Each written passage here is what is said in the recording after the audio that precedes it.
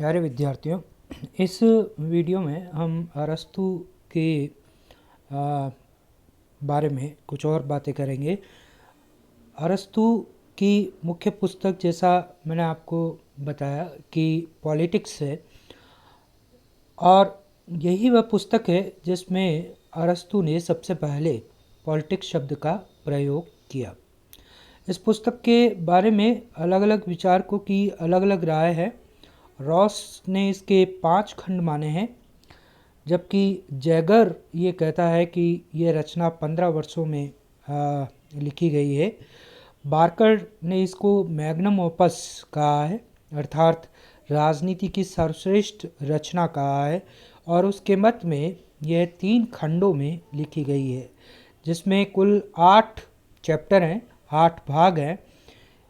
ये 8 भाग है: दास्ता, आदर्श राज्य, नागरिकता, संविधान का वर्गीकरण, क्रांति के कारण, धनिक तंत्र और लोकतंत्र, क्रांति को रोकने के उपाय, और संवैधानिक तंत्र।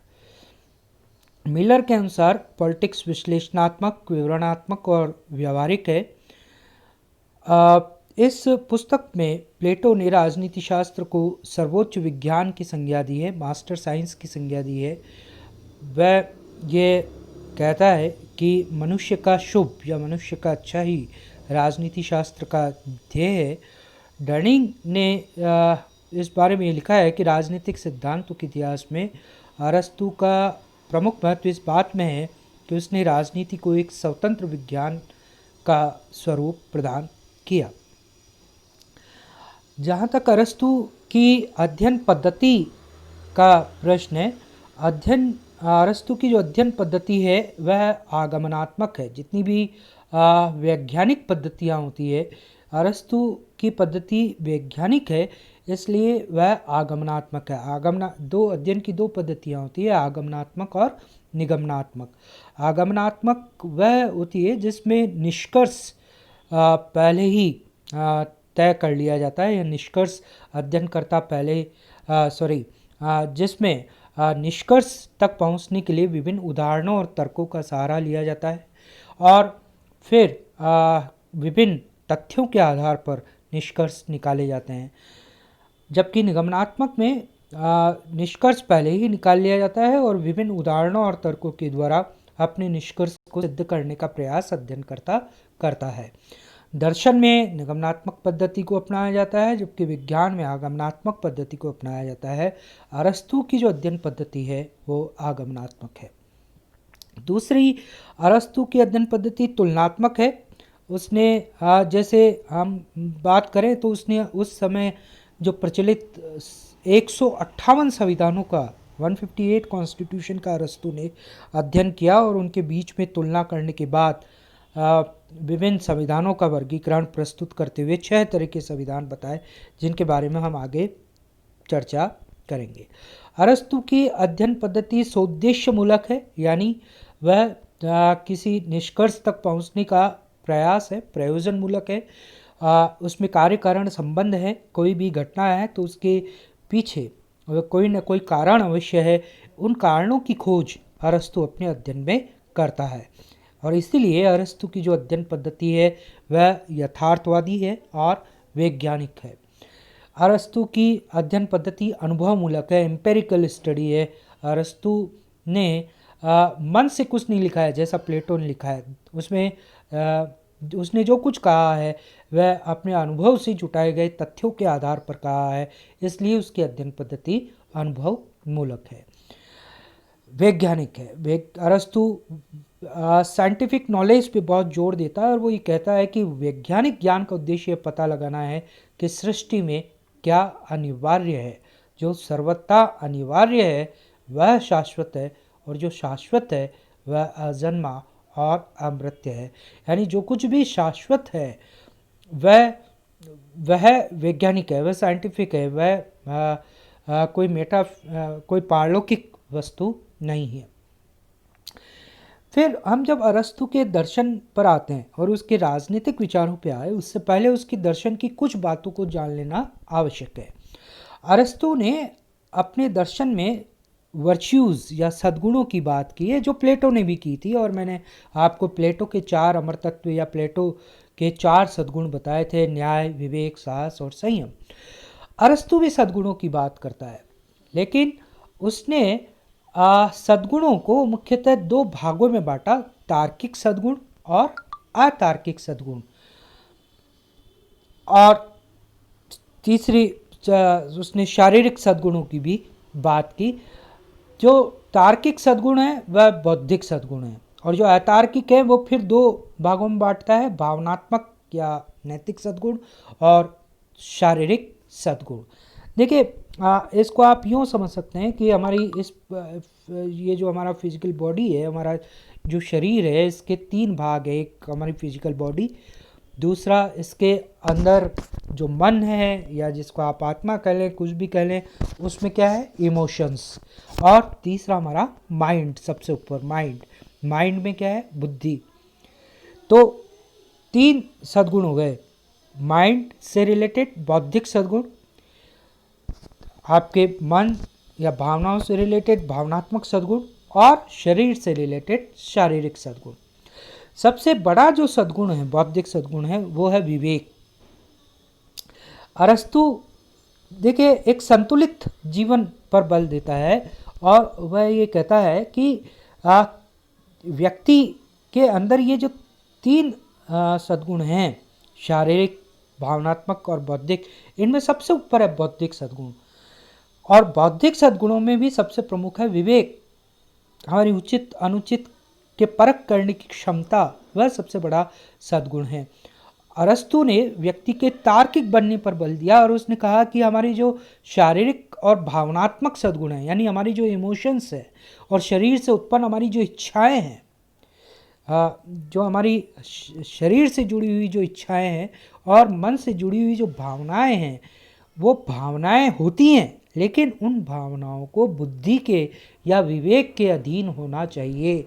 सबसे ऊपर मस्तिष्क है, विवेक है, बुद्धि है। केवल भावनाओं में हमें नहीं बहना चाहिए, बल्कि भावनाओं को भी विवेक के अधीन रखना चाहिए। यह अरस्तु की फिलॉसफी है। इसलिए अरस्तु विवेक को प्रमुख बौद्धिक सद्गुण मानता है, और व्यक्ति को ज़्यादा से ज़्यादा तार्किक बनने पर बल देता है। वह ये कहता है तर्क जिसको वो नूस कहता है, उसके कारण ही मनुष्य जानवरों से अलग है। बुद्धि और या जो तर्क है, उससे ही हमें अंतिम कारणों का ज्ञान होता है। यानी हमें पता लगता है कि कोई चीज़ जो घट रही है, कोई कार्य जो हो रहा है, उसके पीछे कारण है। यानी ये एक वैज्ञानिक, ये जो हम अब भी हम बहस करते हैं फिलोसफी में आस्था और तर्क की, तो आस्था में आप कारण की खोज नहीं करते हैं, जो है उसको मान लेते हैं, अंधविश्वास होता है, वो ब्लाइंड फेथ होता है उसमें। लेकिन जब बुद्धि की बात होती है, जब तर्क की बात होती है, तो उसका अर्थ ये है कि उसमें ये माना जाता है कि हर जो घटना घट रही है, या हर कार्य जो है, या हर वस्तु जो हमारे सामने आ रही है, उसके पीछे कोई ना कोई कारण है, और इस कारण को नूस या तर्क के द्वारा ही जाना जा सकता है। उसी से अंतिम कारणों का ज्ञान हो सकता है। इस बुद्धि के भी 2 भाग अरस्तु ने किए हैं। एक है विवेकीय बुद्धि, सोफिया, जो शाश्वत है, जो अपरिवर्तनीय है, जो हमें वस्तुओं का ज्ञान है, वह सोफिया से होता है, वह शाश्वत बुद्धि है। और एक होती है फ्रोनेसिस, व्यवहारिक बुद्धि, वह बुद्धि जो हम अपने व्यवहार में काम में लेते हैं, और ये व्यवहारिक बुद्धि हमारे नैतिक व्यवहार में अभिव्यक्त होती है। यानी जब हम किसी दूसरे व्यक्ति के साथ में कोई व्यवहार कर रहे हैं किसी भी तरह का, तो उस समय जो हम बुद्धि का प्रयोग कर रहे होते हैं, मैं इसको बहुत सरल शब्दों में कहूँ तो बात ये है कि हम जो अपनी एक आम जीवन में, रोज़मर्रा के जीवन में जिस बुद्धि का हम प्रयोग कर रहे होते हैं, वो फ्रोनेसिस है, वह व्यवहारिक बुद्धि है। लेकिन इसके ऊपर एक विवेकीय बुद्धि है, एक शाश्वत बुद्धि है, जो हमें सत्य का ज्ञान कराती है, वह अपरिवर्तनीय है।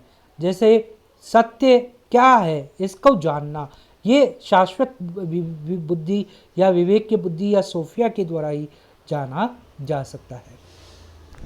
हम निजी आम जीवन में जो व्यवहार करते हैं, आम जिंदगी में जो व्यवहार करते हैं, उसमें भी बुद्धि लगाते हैं, लेकिन वो बुद्धि व्यावहारिक बुद्धि होती है। जैसे कोई व्यापारी अगर व्यापार में बुद्धि लगा रहा है, वो व्यावहारिक बुद्धि है, वो फ्रॉनेसिस है।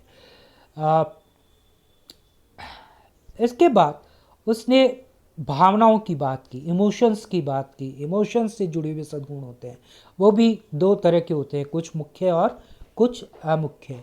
मुख्य सद्गुणों में वह मुख्य जो नैतिक सद्गुण है उसमें साहस को, संयम और न्याय को सम्मिलित करता है, जबकि मित्रता, उदारता, प्रेम, दया, सहानुभूति, परोपकार, ये जिनको हम मानवीय मूल्य कहते हैं, मानवीय नैतिक मूल्य कहते हैं, उसको वह अमुख्य भावनात्मक सद्गुण कहता है। तो मुख्य तो हो गए साहस, संयम और न्याय, और अमुख्य हो गए मित्रता, उदारता, प्रेम, दया, सहानुभूति, परोपकार आदि। फिर तीसरे जो सद्गुण होते हैं, ये जो मैंने ऊपर जिक्र किया है, ये सब इमोशंस से जुड़ी हुई चीज़ें हैं। तीसरे सद्गुण जो होते हैं वो होते हैं हमारे शारीरिक सद्गुण, जो हमारी शारीरिक इच्छाओं से, तृष्णाओं से जन्म लेते हैं। इनमें जैसे आहार, भोजन की इच्छा, निष्कासन, निद्रा, नींद, ये जो सद्गुण हैं ये शारीरिक सद्गुण है। अरस्तु कहता है कि शारीरिक सद्गुण मनुष्य और जानवर दोनों में होते हैं। इमोशंस भी कई बार पशुओं में होते हैं लेकिन मनुष्य में नहीं होते। लेकिन जो विवेकीय सद्गुण है, वो विवेकीय सद्गुण केवल पुरुष में या मनुष्यों में ही होते हैं, वह जानवरों में नहीं होते। अरस्तु सद्गुणों की चर्चा करते हुए मध्यम मार्ग की चर्चा करता है।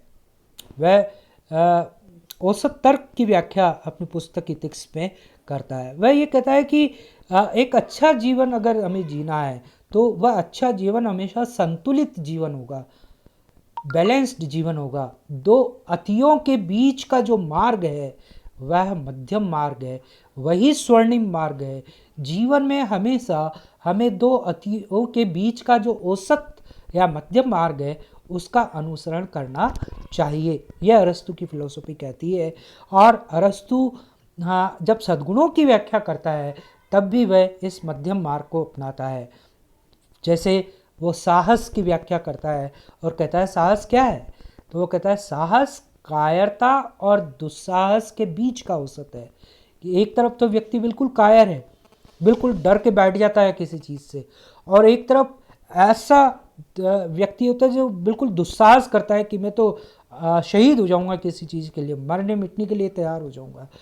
ये जो मरने मिटने के लिए तैयार होने वाला दुस्साहस और एक बिल्कुल डर के बैठ जाने वाली जो कायरता है, इन दोनों के बीच की स्थिति साहस है।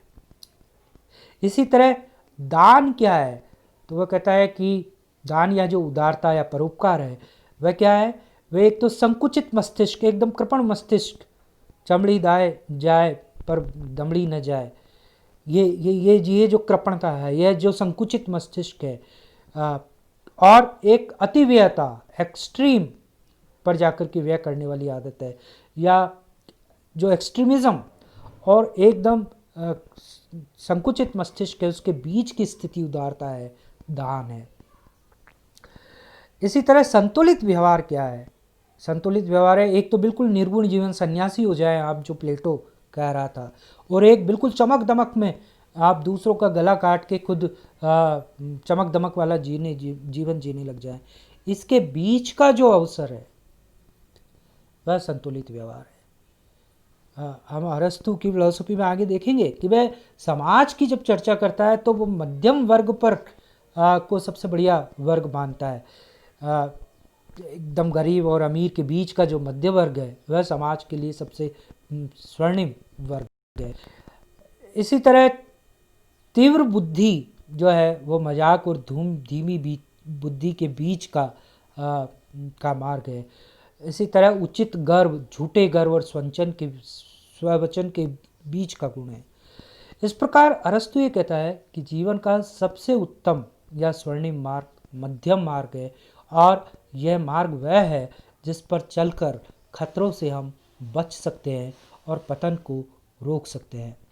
कैटलिन लिखता है कि कन्फ्यूशियस के बाद अरस्तु सामान्य ज्ञान और मध्यम मार्ग का सबसे बड़ा प्रतिपादक है, वह मध्यम मार्ग का दार्शनिक है। Thank you.